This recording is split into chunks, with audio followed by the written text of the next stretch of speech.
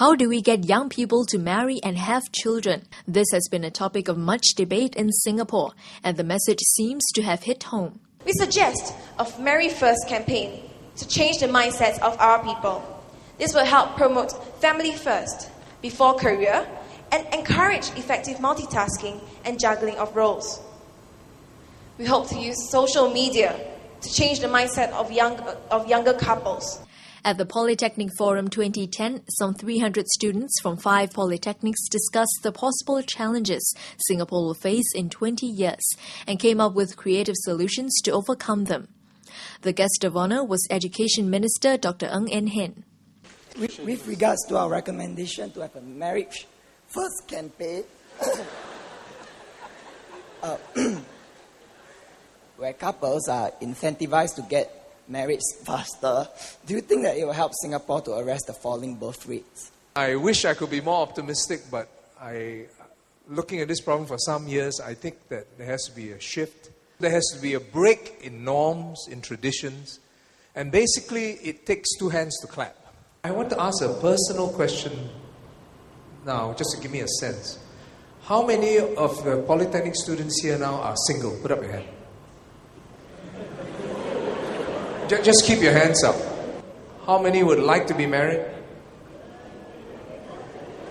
Okay, thank you. About 20% put your hands down. I think that a lot needs to be done, and I will be quite happy in 10 years' time if our fertility rate moves from 1.2 to 1.5.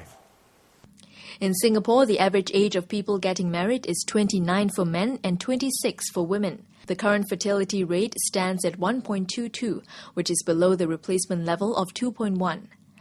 Dr. Ng said many couples who get married do have children eventually, but the bigger problem is getting career singles to marry.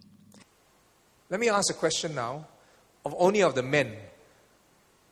How many men here are willing to marry somebody who has better educational qualification than yourself? Put up your hand. Women, please take note. No, leave your hands up, leave your hands up, leave your hands up.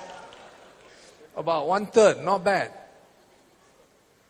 How many women here are willing to marry someone with lower educational qualifications than you?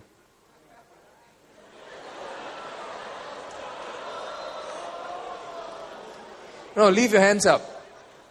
So the first group and the second group, please get married. We have to start changing norms. Men should not be intimidated by those with women with greater earning power. Because across the world, declining fertility is correlated with rising women's education status. Government will continue to work at it, but this is an individual choice, and what you do determines what our marriage and fertility rate will be.